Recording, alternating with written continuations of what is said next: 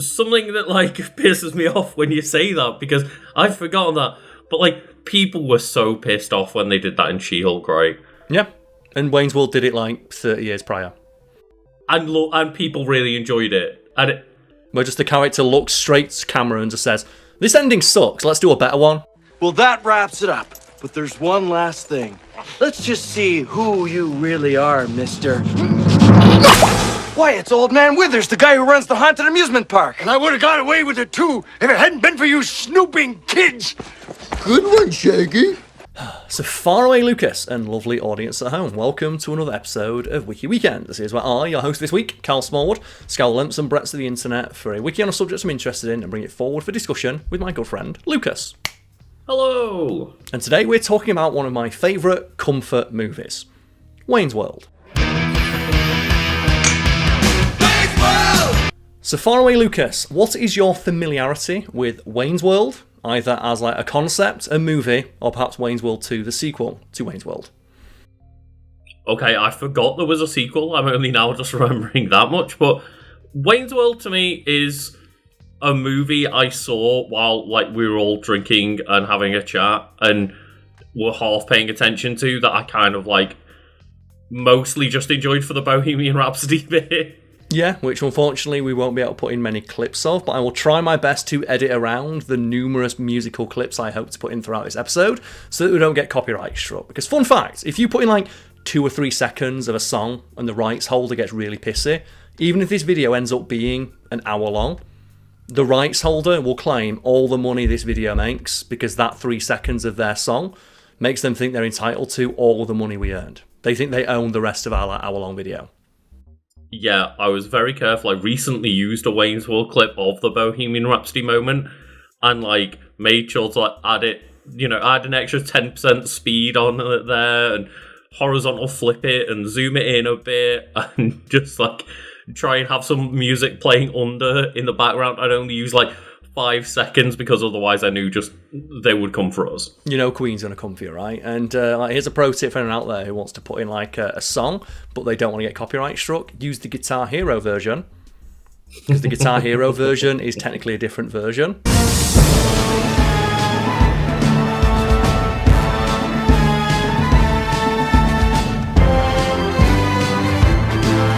Because it's like mastered differently, so sometimes you get away with that. Or look for a cover of it. But make sure that you don't get a cover by specific YouTube artists, because myself and Lucas have run into this problem in the past where there's some YouTube musicians who will copyright strike you for using their cover of a copyrighted song.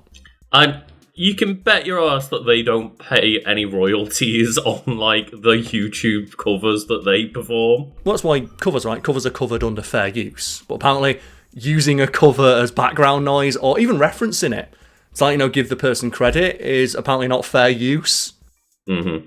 Which feels weird, right? But I digress. And Lucas, you said like you're not too familiar with Wayne's World. You watched it like in the past, like is it background at like an event or a gathering? For me, it's my comfort movie. Yes, and it's the choice of a new generation.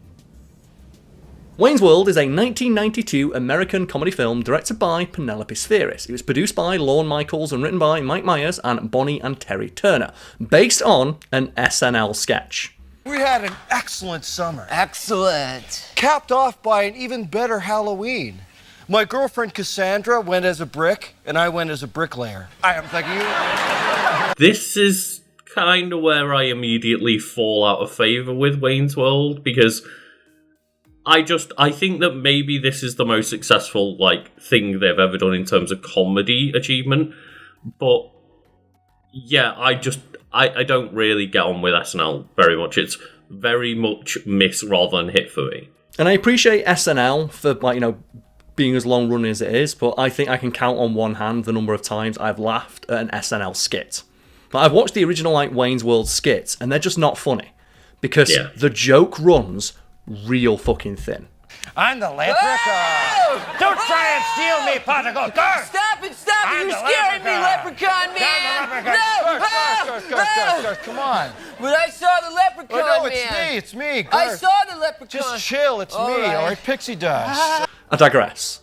Let's get back to Wayne's World now. So, it's based on an SNL sketch by Myers. It stars Myers in his feature film debut. So this is like Mike Myers' big film break. And Wayne's World, it's weird, so like I said, SNL, the skits, go on too long. So you think the Wayne's World movie, which is like 90 to 100 minutes long, would be terrible, right? Because you're now stretching out a joke that barely fills a 5-minute skit to an entire movie.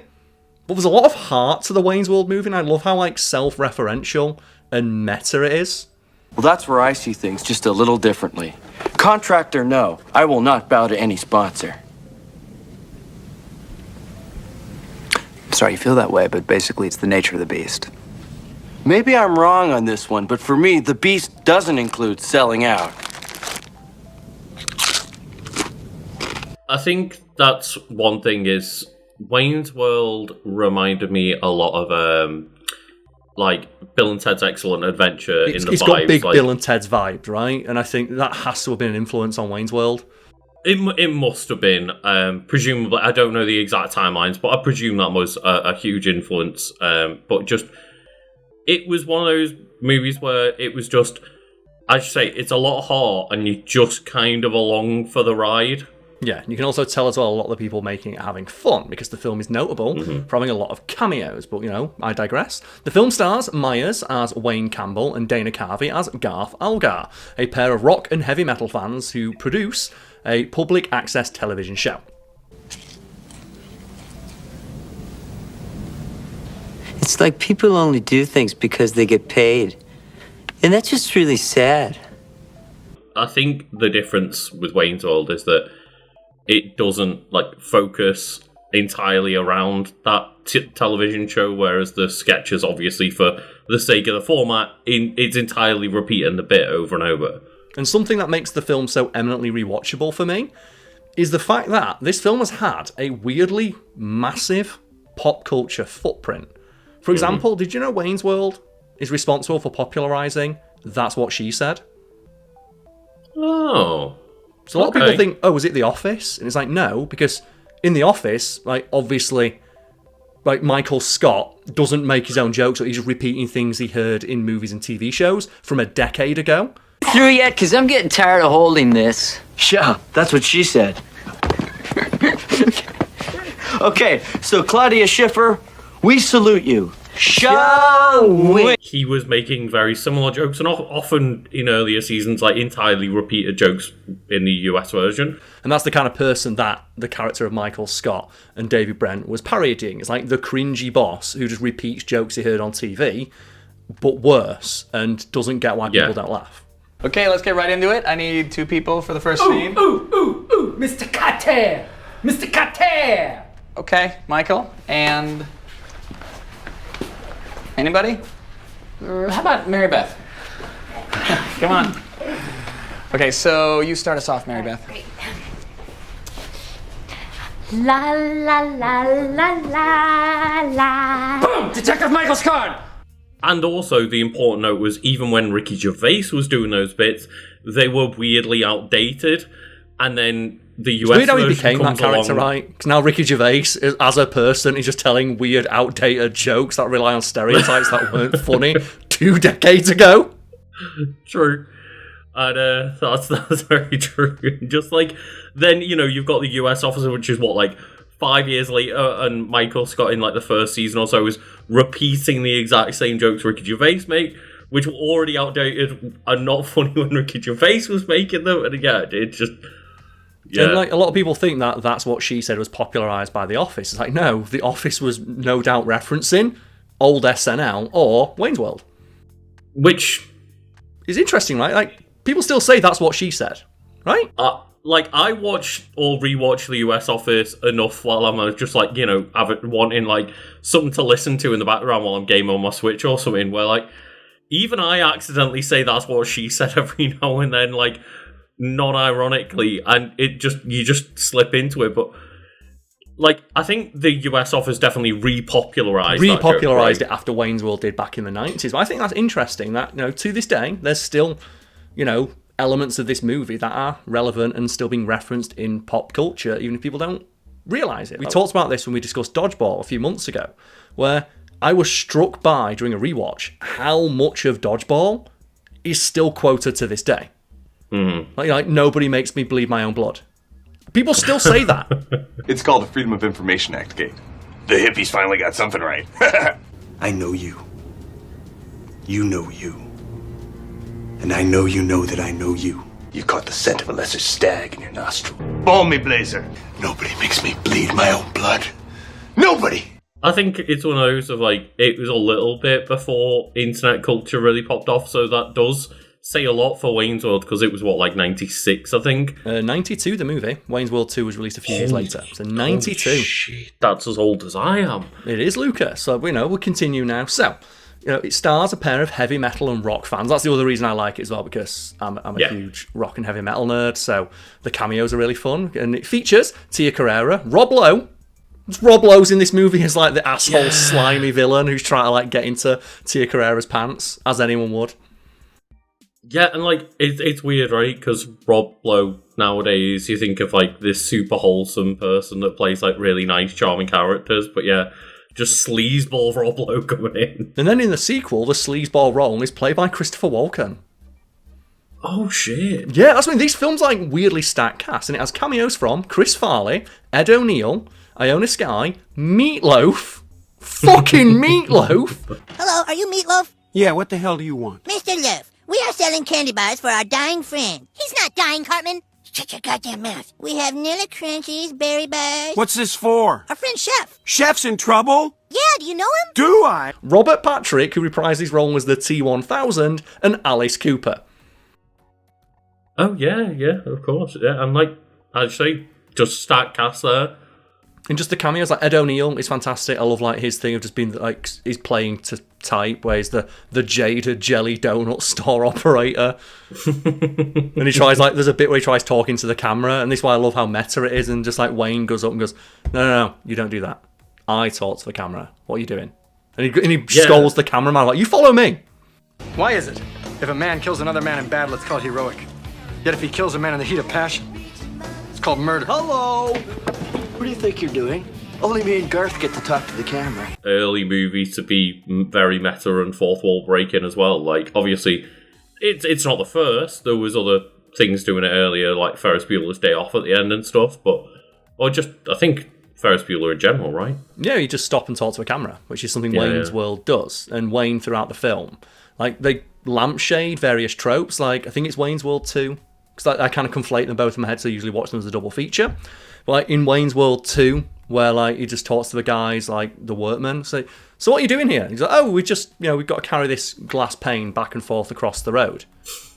Goes, oh, you're building something? No, just every couple of minutes we walk across this road with a big pane of glass. And what do those guys do? It's like, oh, they stack cardboard boxes.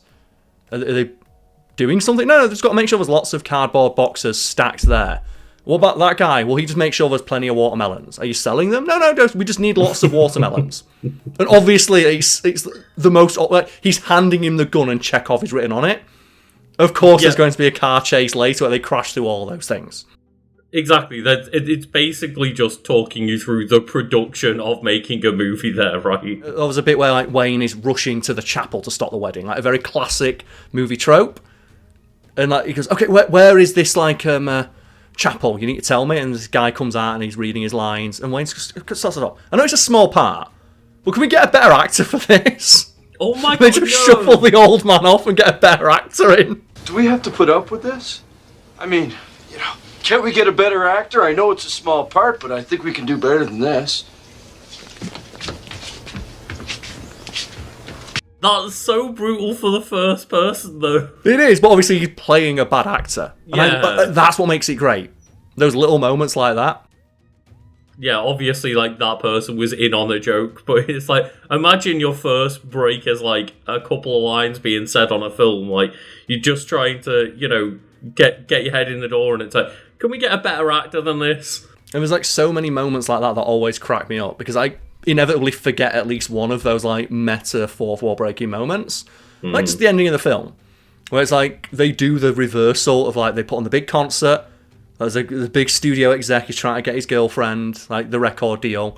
Turns up and it's like, yeah, you're beautiful, but you suck. So I'm gonna go now. I'm like, man, this ending sucks. Why? You know what? Let's do a happy ending instead. So they just redo the movie. And I love you. Because I've learned that platonic love can exist between two grown men. And I've learned something too. I've learned that a flawless profile, perfect body, the right clothes, and a great car can get you far in America. Almost to the top. But it can't get you everything. Something that, like, pisses me off when you say that, because I've forgotten that. But, like, people were so pissed off when they did that in She-Hulk, right? Yeah. And Wayne's World did it, like, 30 years prior. And people really enjoyed it. And yep. Where just the character looks straight to camera and just says, this ending sucks, let's do a better one. Like, do you want... Like, obviously, we tried to do something that was, like, you know, out of left field. We didn't play into the tropes. Like, we subverted your expectations, and it sucks, right? You want a happy ending because you like the characters in this movie. Let's give you a happy ending. And it's one thing that even I myself am guilty of. I'm like, oh, man, I hate when the trope is just, it was a happy ending after all. Everything works out. But it's very satisfying, right, in a narrative sense, that there's a neat little bow tied on everything. That's the thing. I think I'm less forgiving of it when it comes to movies, but, man, I really dislike it when you've been watching, like, a sitcom, for example, and you've been through 10 years with these characters, and they wrap it up by just being like, oh, yeah, it was a bit of shit, wasn't it? Yeah. Whereas I think maybe my favourite sitcom ending is Parks and Rec, because everyone gets a reference, right? Everyone gets their moment, and yeah, it's a bit schmaltzy, yeah. It's a bit saccharine, but hugely. I just think of like other shows where they didn't do an ending like that, and all it did was piss me off. Establishing this national park right next to Pawnee is quite an accomplishment. This is a fine piece of land you saved. Thank you, Ron. You want to run it? The superintendent of Bryce Canyon retired, and I convinced the superintendent of this park to transfer, shuffled a few things around. The point is, someone needs to take care of this place now. Thought it should be you. I did rewatch How I Met Your Mother, and the moment it was about to get to that part, where it's like, oh, and the mum, and I just turned it off, and was like, oh, good ending, cool, yeah.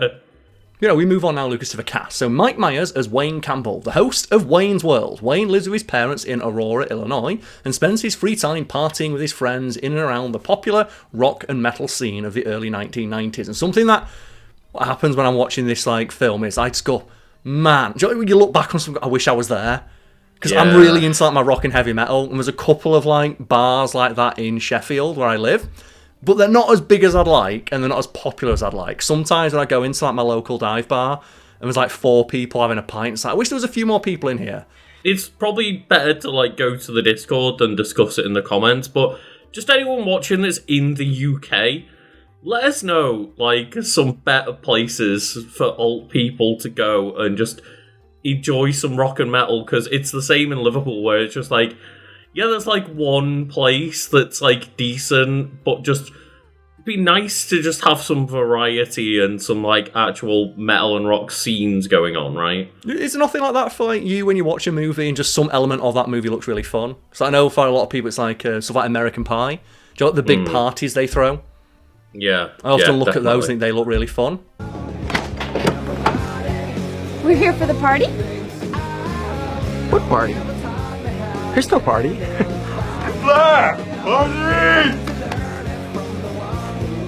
Weird. And I did go to parties, not like that, but do you know the music video? This is Wayne's World's about music for Enter Shikari's Sorry or Not a Winner. I know the song. I'm not an Enter Shikari fan, really, so I don't know their music videos, no. So the music video is them playing that song just in some guy's front room with like 50 people.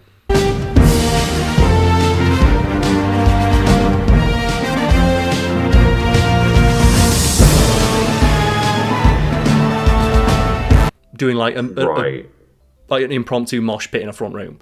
An old friend of mine in college would throw house parties like that. So when I watch that music video of them at a house party, someone puts that on in the background, I look at it and go, I reminisce and think, oh man, I used to remember going to nights like that. They were pretty cool.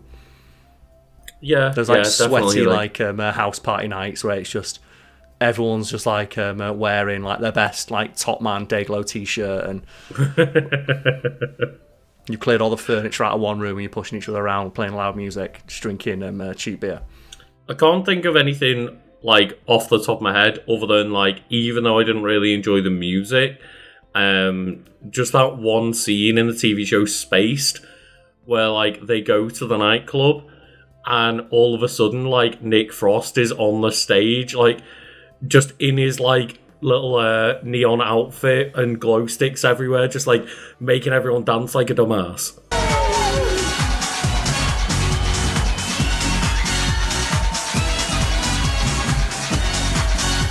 I used to work in a club like that, so I don't like that too much. That's where I used to work when I worked like as a nightclub like bar back. But I can appreciate when you look at movies. Oh, that does look fun. It reminds me of the times where I've gone to a club expecting a bad time and ended up having a good time regardless of the music. There we go, yeah. But, we digress, Lucas. Continue with the cast. Dana Carvey as Garth Algar, Wayne's best friend and co-host. Garth is socially awkward and more stereotypically nerdy and introverted than his more outgoing friends.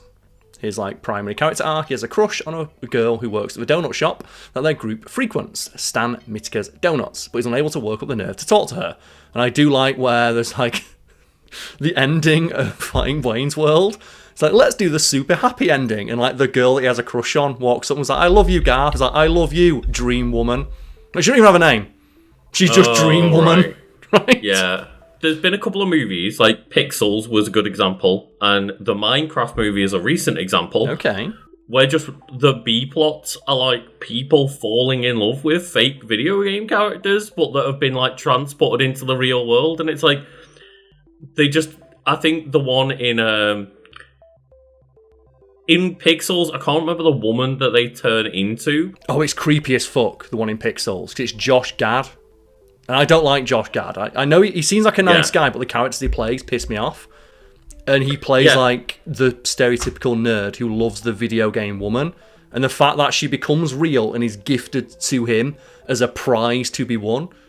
That a woman is a prize to be won, and they play it completely straight, whereas in Wayne's World, it's the joke of, oh, happy ending, Garth gets given a woman. And he's like, you shouldn't even have a fucking name. Yeah, that's the thing, is it's played straight in Pixels, not so much as a joke. The joke is not that he's gifted a woman. The joke is that it was not necessarily secretly, it was Cubert that transformed into a hot-looking lady, and then he has weird Cubert babies with the lady. Yeah, we'll talk about Pixels another day, because I don't want to rewatch it. Do you, Lucas?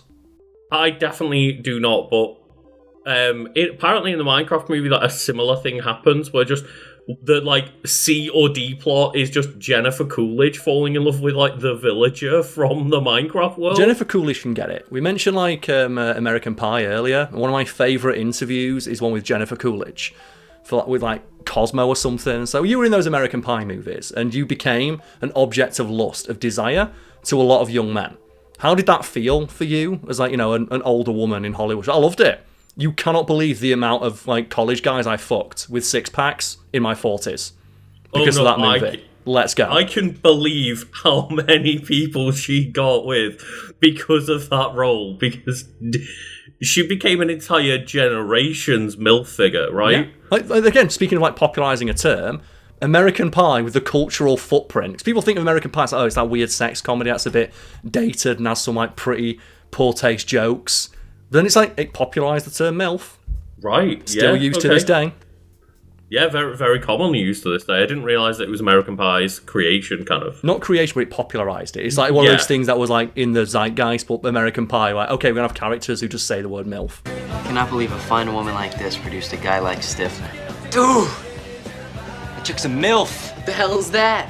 MILF. Mom, I'd like to fuck. Yeah, dude. Oh, yeah. And if people out there would like to see us do an episode on American Pie, you can let us know in the comments or on our Discord, link below, or potentially a video essay on the series or its influences or its legacy, because one of the goals we have on our Patreon, if we reach to a certain tier, is to start making video essays and do longer form scripted content. So if that is something you'd be interested in seeing or hearing, just check out the links below and support us there if you can. Otherwise, let's continue now, Lucas. So the next character we need to mention is Tia Carrere as Cassandra Wong.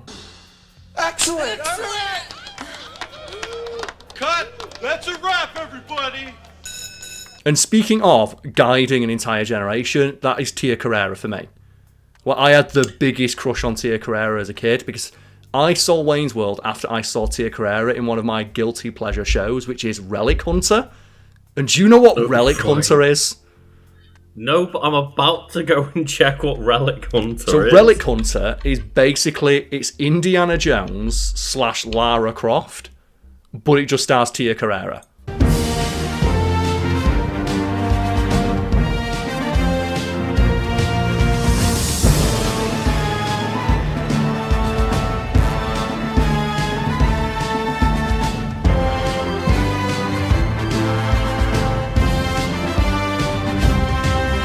Oh, yeah, okay, I understand already. Just Google images. Oh dear God, yeah.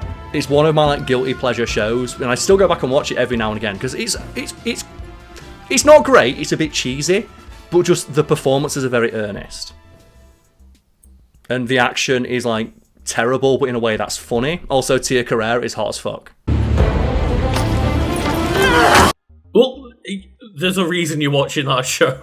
And it's Tia Carrera. Yeah, it's Tia Carrera, and she's got TNA in her name. And that's what the show is. But also it has some hot dudes on there. So if any ladies out there or guys are inclined to look at other hot dudes, like she does have like her gentleman of the week who normally has a big six-pack and has a shower scene or a walking through a waterfall scene. I do think it's very funny because like a few of the first images that popped up when I searched for it were like skinny discount Brendan Fraser before The Mummy had come out, like trying to play a similar kind of vibe role, clearly. The Mummy's probably a better reference for its vibes than Indiana Jones, because The Mummy has that like sense of like self-depreciating humour. Like, you know, Rick O'Connor is like a very like self-aware character. Well, if it ain't my little buddy Benny, I think I'll kill you. Think of my children. You don't have any children. Someday I might. Shut up. And I guess we mentioned like guilty pleasure shows that I watched back in the day that starred like, you know, a character in them that awoke something in me as a younger teenage man. I've got to mention Martial Law. Did you ever watch Martial Law? Well, I'm Googling it now. So Martial Law was like a show starring Sammo Hung, and it's basically just Rush Hour with Sammo Hung instead of Jackie Chan.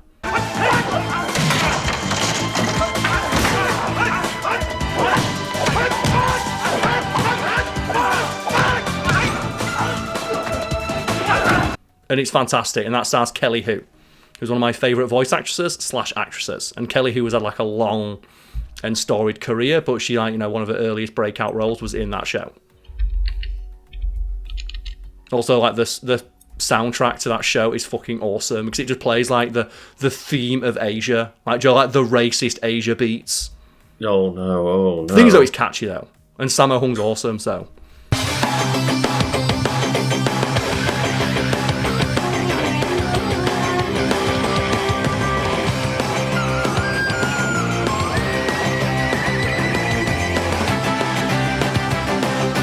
I mean, yeah, I do once again just see what you mean though. Just, yep. It's really fun as well, because obviously, like, Sammo Hung, being like one of the guys who helped choreograph like Jackie Chan movies, the fight scenes in that show are fucking awesome. And really creative. I knew I recognised that actor from somewhere, and apparently is X2, and I think they might have been Lady Deathstroke. She's Lady Deathstrike, yeah. Deathstrike, sorry, yes, yeah. Kelly Hu, she's fucking awesome. But, you know, like, and speaking of music and getting back to Wayne's World, the reason why I wanted to talk about this today is because I was randomly thinking about Wayne's World, and when I rewatched it, there's the moment where she's on stage singing. Because, like you mentioned here, so she plays Cassandra Wong, the lead vocalist and bassist of the local rock band Crucial Taunt. And the way that Wayne tries to like chat her up, he says, "Man, you can really wail." And then he does the classic thing, because she's playing like Cassandra Wong, an Asian character, and like you see Wayne do that classic thing that all dudes try and do when they try to chat up a woman who's Asian, and he says like "ni hao." I forget what he says, but he says like something really cringy, and like you see like Tia Carrera just go, "All right," and then you see Wayne go, "Fuck, that's not the way to impress this girl." Yes, and you are? Cassandra. Cassandra. Rough night, huh? Everybody's kung fu fighting. Yeah. Obviously, like, don't do that. I was gonna say, if you actually know the language, like, by all means, try and speak to a person of their native language. Like, I don't know whether that was whether that character was meant to be Chinese and Ni Hao was like the appropriate thing to say, or whether, you know, it was 1992. They might have just been going with the vaguely Asian type character stereotype, right? Tia Carrera is Filipino, and the character she plays, Cassandra Wong, is Cantonese. But it was made in the 90s, and I'm not going to blame Tia Carrera for like taking that role. Just, you know how that conversation went down, right? The casting director's like, we've got a character called Cassandra Wong. Hire someone who looks Asian. That's how the conversation went. Yeah, of course, yeah. Talked about it in the past of like, you can't blame the actor for taking the role, especially like, you know, when the roles available for like, you know, an Asian actor are very limited. Get that bag. Just get your bag. Just like, yeah. If you're a white person, there's plenty of roles going, and you don't need to like be Scarlett Johansson pretending to be an Asian character. Fuck off. But otherwise, get your bag. Just the fact she played a character called like fucking Makoto Kusanagi. It's like, that's the perfect role for me, Scarlett Johansson. Oh dear. But you know, like in regards to Tia Carrera's performance, one of the things that struck me is when like she's singing, I went, fucking hell. The person they got to dub over Tia Carrera is awesome. And I looked it up as I know Tia Carrera did all the singing herself. And she performs one of my favourite versions of one of my like guilty pleasure songs, like Ballroom Blitz. And like just her vocals are fucking incredible.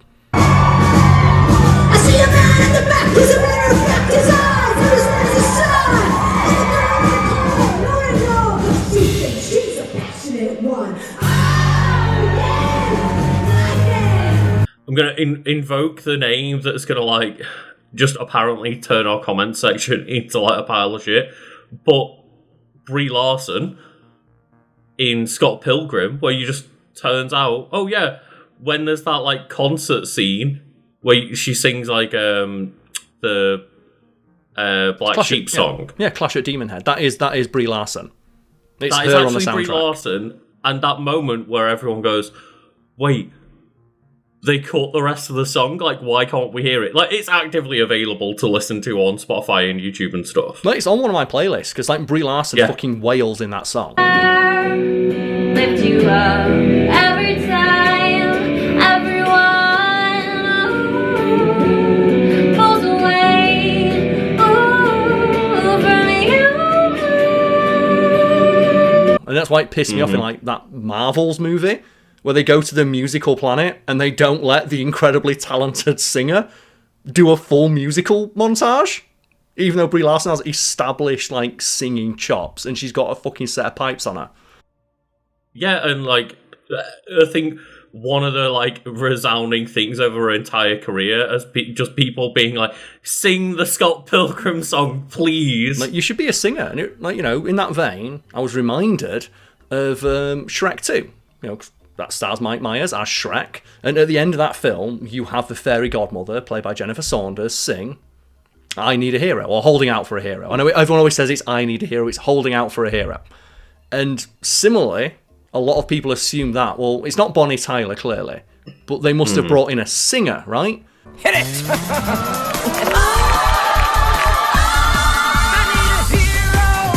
All right, big fella, let's crash this party. They brought in an excellent singer known as herself. Yeah.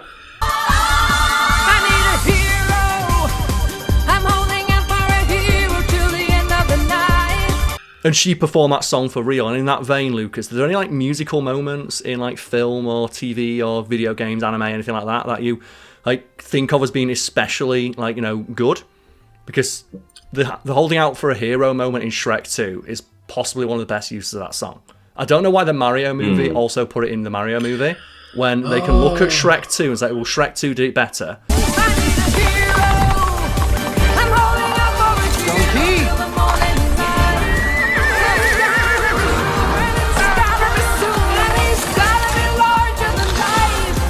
If you're not going to top Shrek 2, don't do it, but they also didn't top Saints Row 3. Because Saints Row 3 possibly have the second best use of that song for a montage, and it's just final choice in Saints Row 3 is go kill the big bad, rescue your homie. And I have seen multiple playthroughs of this game where the exact same series of events happens, where most people are pissed off, it's like, I'm going to go kill the fucking big bad. My homie would understand. My homie would get it. I've got to kill the big bad. As you are driving towards the big bad's location, just the opening bars to Holding Out for a Hero start playing, and every person I've seen play this game immediately just turns around and goes and rescues your helmet. Because you're not going to like listen to that song and not do the heroic thing, right?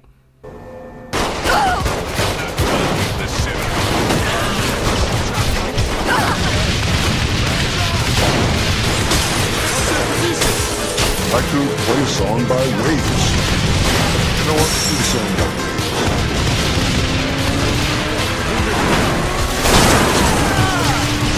Yeah, it is baffling over the past couple of years of like multiple different movies going to that song and being like, nah, it's not overused yet. It's a great song, and it's a great song for heroic moments, obviously.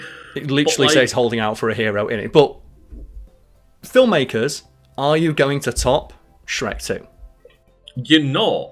And you're also not gonna just like use a better version of that song apart from the original that beats the Jennifer Saunders version. Exactly, because the reason it works so well in Shrek 2 is, one, like just the actual scene that it is played on top of is really, really good. The action is great. It has some great emotional beats. Go, go! Your lady needs you. Go! Today, I repay my debt.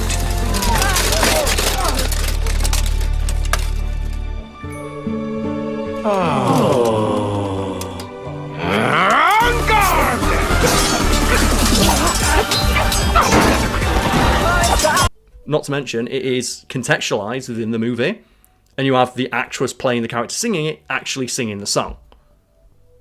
Yeah, and one other one which, like, not necessarily for the fact that it's, like, you know, heroic or anything, but one that I always think of where just they actually got the actors to sing that always stands out to me is in the movie Elf. It always makes me laugh because there's a moment where Buddy the Elf, who is, you know, very unaware of their surroundings in the human world at this point, just goes into, like, the bathroom / like shower room where Zooey Deschanel is just, like, in the shower singing to herself with, like, you know, the curtain shower in the way and stuff. You don't see anything, but just they are singing Baby It's Cold Outside, and that is like a duet, and Buddy the Elf starts like trying to interject with the second part, and just it's really funny because Zooey Deschanel's got like a fantastic voice. They are literally like a singer as well as an actor.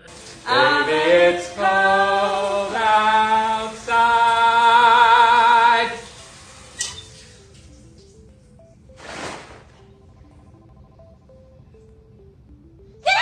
And it's just one of those things, yeah. And like any other music moments for you, because I thought of a couple, like the Holding Out for a Hero one, it can't be topped. Like Shrek 2 just fucking nailed it. And then in video games, you're not topping its use in Saints Row 3. And I think in a very similar way, just like another like moment of like kind of maybe frustration for some, but you know, enjoyment for myself is just like the Snake Eater ladder. Yeah, well, the Snake Eater ladder works because that's a James Bond movie. Like Metal Gear Solid 3 is a James Bond movie. And people complain about, like, oh, the ladder. It's like, well, it's to make you sit there and think, because it's very hard to get players of a game to not dick around during a cutscene if they're able to move. And they very cleverly, okay, the player has to do something, so it's an active moment, and they have to concentrate, but all they're doing is holding up. And as a result, we have their attention for at least a couple of minutes. And during that time, we're going to play the song. You're so supreme. I give my life, not for honor, but for you. I was going to say, like, for like several minutes, as a Snake is like, dear God, does this ladder ever end? Yeah, but it's to make you appreciate like how far you've come in the game.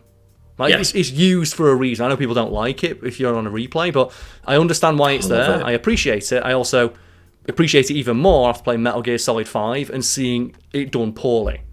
Where you have Skullface, and Skullface gives you like the speech about I was always there, like Venom Snake in the background, like hiding behind you, clean up your messes, and they have you in a Jeep ride where they play like the theme song of that game, and it just falls flat on its arse, especially when you realise that's not even Snake.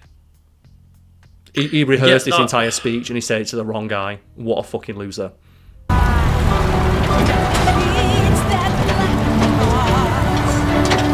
Like many people, I never finished Metal Gear Solid 5. Well, no one did, because the game's not finished.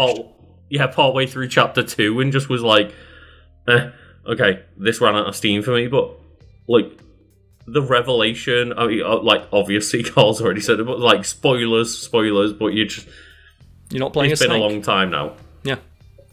And as a result, that entire speech he gives falls complete. It already fell flat 'cause the moment is really flaccid. It doesn't feel earned because you've not really interacted with Skullface as a villain yet. And it doubly falls flat on a replay because you know for a fact that he's not talking to Snake. So it's completely fucking pointless. It's just such a bad revelation, and the idea that the person who's like, Snake, I've been in your entire history, I'm in, like, living rent free in your head, and he got the wrong Snake. Yeah, he's not even talking to the right guy. The guy he's talking to has no idea who he is.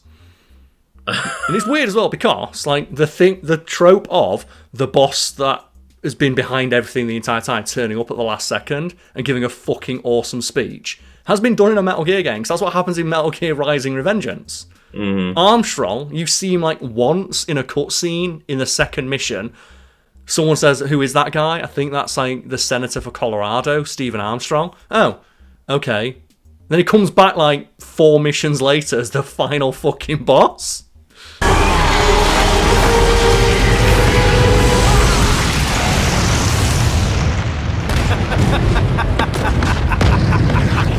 Remember, like, really weirdly, you saying that reminds me of, like, in Pokemon Colosseum, the story, like, plays along and it's like, oh, all these people working for the evil team and stuff, and it's like, oh, the bad guy, like, the main boss is about to come out of this elevator, and it turns out, like, the mayor from the first town walks out and is like, aha, I was the leader of the evil team all along. It's like, who the fuck are you? Wait, hang on, what? Who are you? Yeah.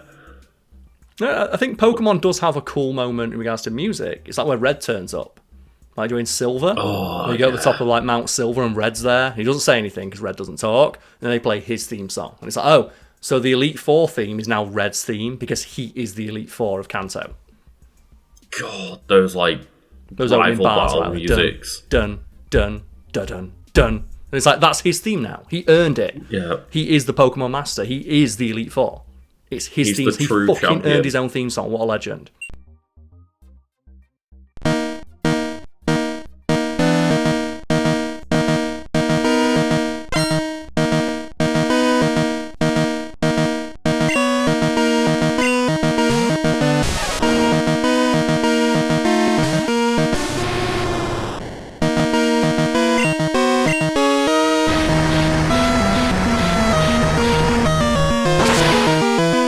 That's still just got to be one of the coolest, like, secret boss moments in video games. And, like, you know, speaking of like bosses with like theme music, I guess we're going to talk about like video games handling it well. We've got to talk about like Undertale. Everyone always singles out Megalovania. I like Megalovania. I much prefer Battle of a True Hero, where that's Undyne's theme.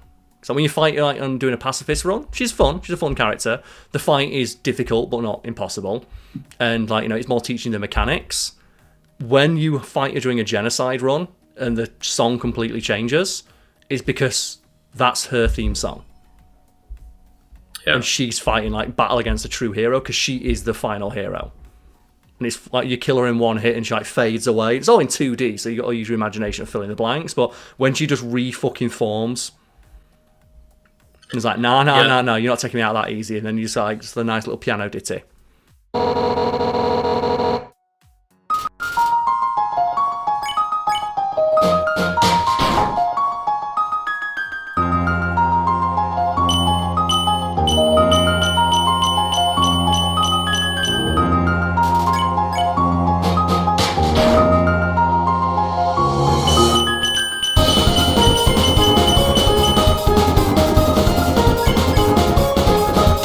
I still remember when we did like the kind of pacifist playthrough of that when we were doing it for like your game and stuff, and just it was one of those moments where it's like, Okay, but now that we've done that, you have to just go listen to this music, Lucas, please. Like, dear God. It builds, and it's awesome. This song's the best. This is my favourite song in the entire game. Oh God. You are filled with determination. Human. It was nice to meet you. Oh no. Goodbye. Oh! Fuck you. Just delete the option to run. Yeah, Lucas. It's quite literally no mercy here, Lucas. Oh my fucking God. And like, it's rare that you get a piece of media that can use music so well. Because obviously music is like so ever present in media that you tend not to notice it, and as a result, I can imagine it's very difficult to make and craft a moment that gets the exact emotional response that you want. Like something like Shrek. Like, I rewatched that and I still have a big smile on my face. It still works, right? It still works. It does. I was just... Shrek 2. I was gonna just mention another gaming one like on your behalf, because clearly you haven't mentioned it, and I know you'll be sitting there in the edit going, I didn't even say it, but Tzanakand. Oh, yeah, I love that song. I'm learning to play the piano right now. Like, one of my goals this year is to learn to play the piano. My only goal is to be able to play Tzanakand from start to finish. I can play the opening bit. I've not learned to play. I can't play the bit with my left hand just yet, because I'm a complete noob. But yeah, like, just the opening bars to like Tzanakand still get me right here. It's like the dun dun dun dun dun dun dun. You know, I'll try and record myself playing that like opening ditty, and I'll try and put that in the edit instead of like the version by Nobuo Uematsu. But yeah, I love that song. I knew how much you loved that, and I was sitting there going, oh, Carl never said it. Like, Carl's going to be frustrated that he never said it. I'm doing it on behalf of you, Carl. Yeah, and it still causes an emotional response to me. Like, when I hear that opening bars, it just reminds me of like the story of that game, which I, replayed dozens of times as a kid. Mm-hmm. But like, any more to like end on Lucas, I can just put some clips in and try and get his copyright struck one last time. Oh dear God, no. So we've not mentioned anime, and I appreciate you not mentioning anime, because man, we'd have got fucking copyright struck out of the balls, right? We started talking about anime. I mean, fuck it, I'm going to say We Are, which is one of the openings to One Piece that just, like, makes me absolutely lose my shit every time I hear it, regardless.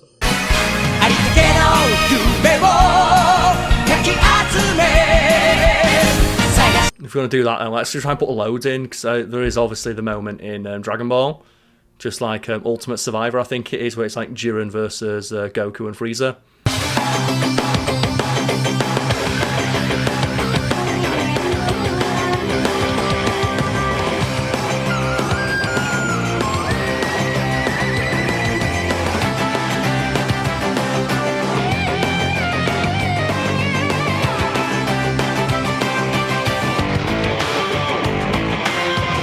Oh, you didn't want to mention in the Super Broly movie where they're like, Broly. I don't like that one, because the song's like a bit too messy. I understand what they're trying to do with it, where it's like, it's chaotic, like, Broly's emotions and stuff. Just, I don't think it works that well. In Battle of Gods, where like goes like, I will not let you destroy my world, and just like flies through the earth as like the theme song builds.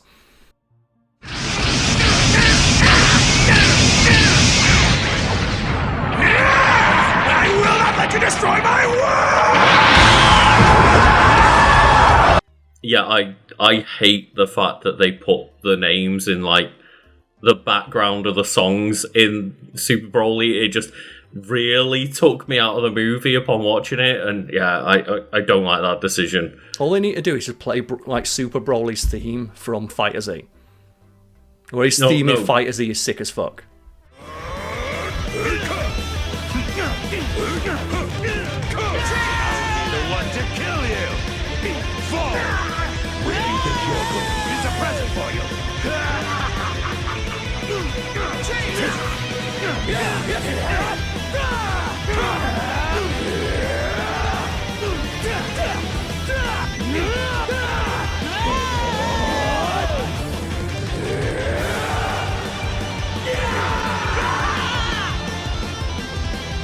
excuse me, Carl. They need to play Coolest theme. We always mention it. Always comes back to Coolest theme, right? Well, there's one last thing to mention. For some reason, they just decided to go the hardest of hard for fucking cool. Like, his theme song in Fighter Z is longer than his screen time in Dragon Ball. It's crazy. But there's one last thing to mention about Wayne's World. You know, just put.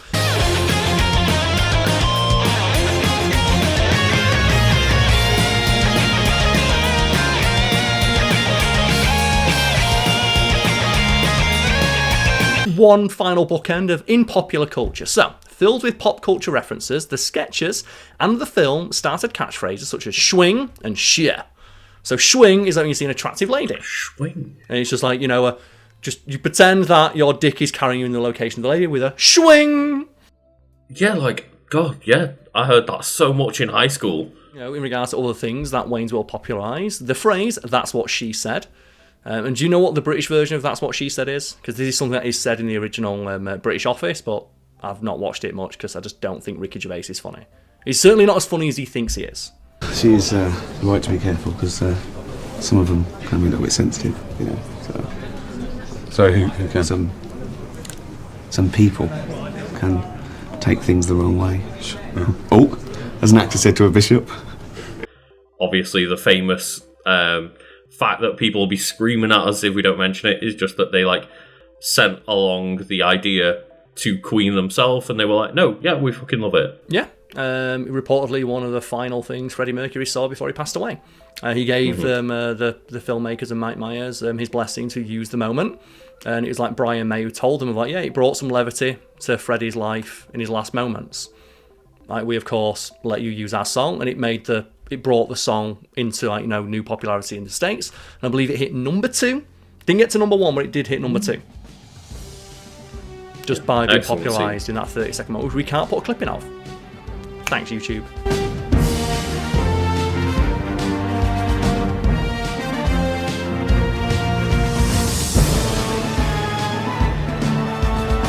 So how are you coping with that heat, Monfrere? As a British person, just poorly in general, day to day, right? Yeah, but do you know where I don't mind things heating up? Over on our Patreon. Oh, goddamn, yeah. Where we, you know, have a lovely shout out here, and there are plenty of people to shout out this month for our lovely support, or their lovely support. Not our support, our content, their support. Yes, and if you all happen to be watching this for the first time, we have a standing challenge, a gauntlet that has been thrown down. We hope our audience will pick up if they choose and want to support us over on our Patreon. That is, come up with the funniest or hardest to pronounce name possible so that we look like idiots at the end of each video this month. Le Grill? What the hell is that? That is true. Or just come up with like a silly name that's fun to riff on, or as somebody has done for the last few months, just put a name in that's easy to grab clips for, right? Yes, or a name that's really, really long, or just your name. Some examples to follow, such as Lucas. Well, the first one would be, I hope I'm pronouncing this correctly, as, you know, stands with all of these names, M. Chambers. This is Mr. Chambers' office. Oh, he's in. Let me introduce you. And M. Chambers is followed closely by Fallopian Starship and the Womb of Doom. And I said I'd buy their album last month when they supported us. I'm not sure I'd buy that album. That's a concept album that would remain unbought, I feel.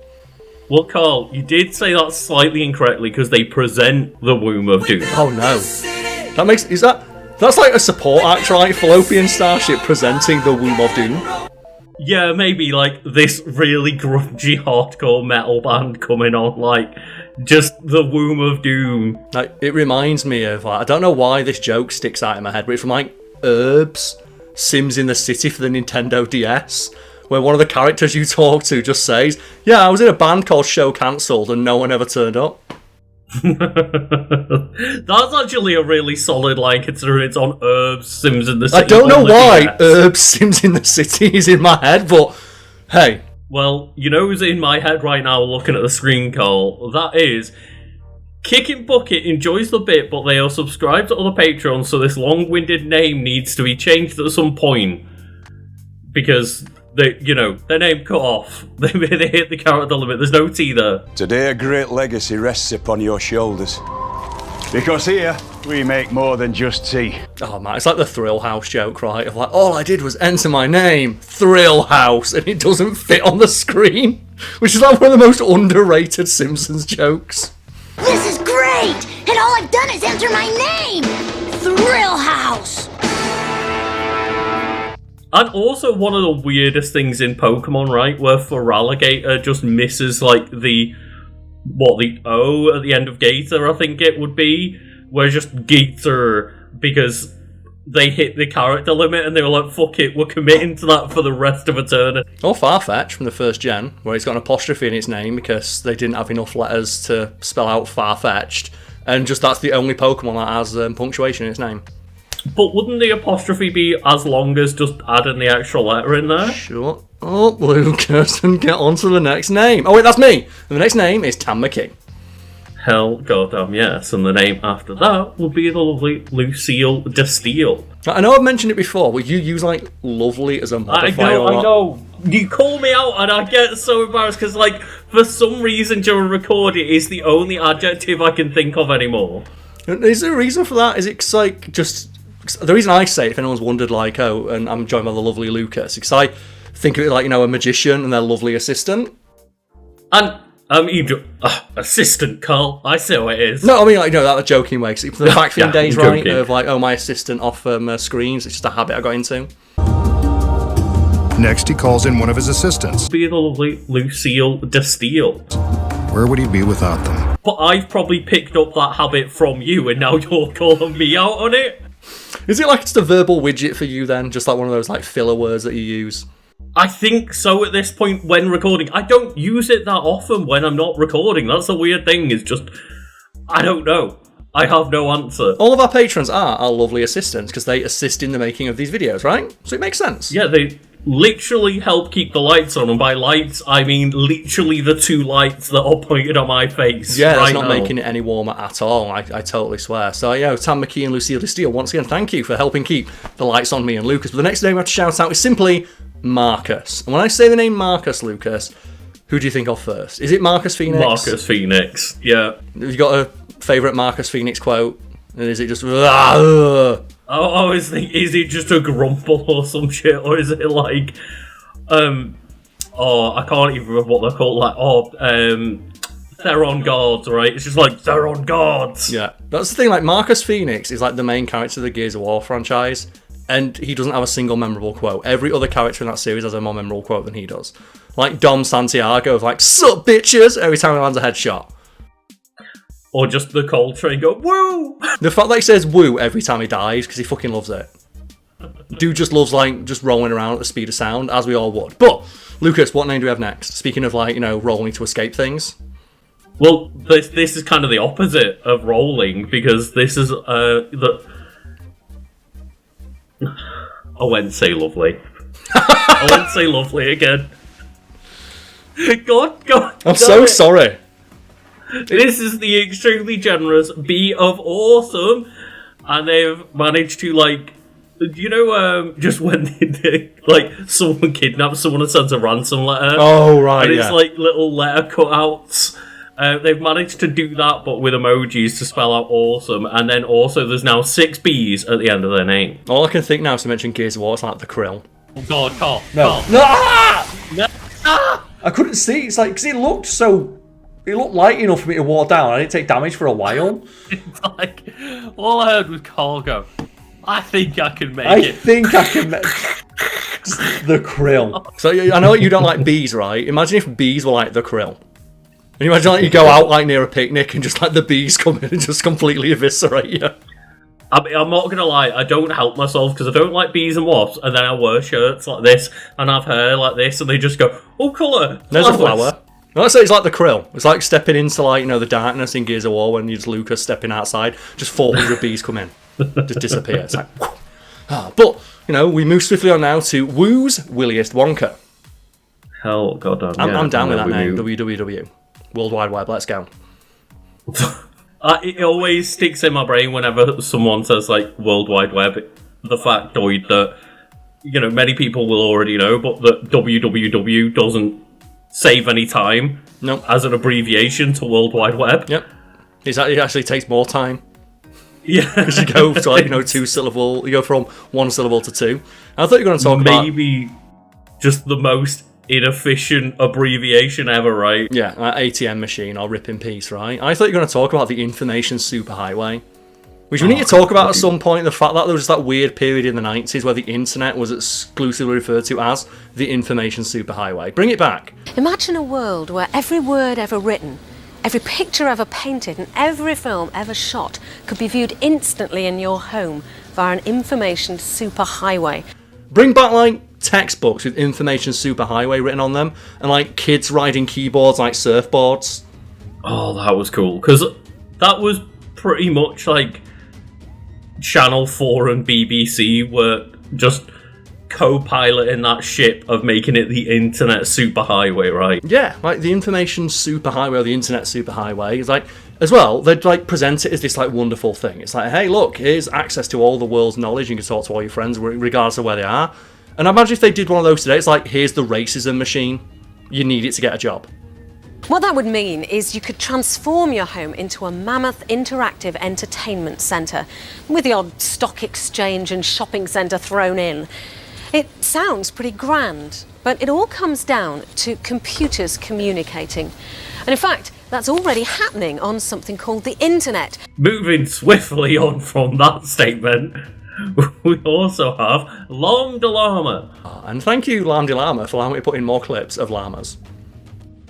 What llama are you thinking of right now? There's not llamas with hats, I've already done that. So maybe I'm going to get one of those like llamas that just like headbutt somebody. Do people go to zoos and they just like slap the nut on someone? 2 llamas have escaped from the Lamazon Corporation and are running wild in Santa Llama City. We have confirmed reports of at least 6 people dead and a further 24 in critical condition. I'm receiving word that Lamazon have deployed a remotely operated nuclear-assisted llama destroyer to neutralize the threat. How long until you put a clip in of just Emperor's New Groove, like, llama face? I've not seen Emperor's New Groove that much. I've watched it once. You know what? Maybe we'll talk about an episode of Wiki Weekends, and yeah, let us know in the Discord. Do you want us to talk about Emperor's New Groove? It'll make us have to watch it again. I want to watch it again. I watch it all the time. Yeah, but you know, I don't want to watch. I don't want to watch Little Ghost. Because there's something scary about the idea of a little ghost. No, because Little Ghost reminds me of Casper the Friendly Ghost. Is he that friendly? Casper's pretty friendly, yeah. I don't know, he's fucking scary though. Makes friends with, I think it's Christina Ricci, right? Yeah. But I still think he's scary, but I will give like shout outs to the effects they did, because apparently like making Casper the Friendly Ghost was a ball ache, because they had to develop like new technology to render like the translucent Casper for all the scenes that he was in. So, you know, referring to yet another movie that we may cover at some point on Wiki Weekend. You know, I'd love to rewatch it, because I remember rewatching it endlessly as a kid and being scared when his uncles turn up. And I had the game. Do you remember the game? No. There was a Casper the Friendly Ghost game, and I remember there was not a bug, but like a cheat you could do, because you could float up and down. And if you went into one corner of the map, you could float and like keep glitching into the corner until you rose above the walls and fly above all the walls and skip all the levels. And just fly straight to the final boss.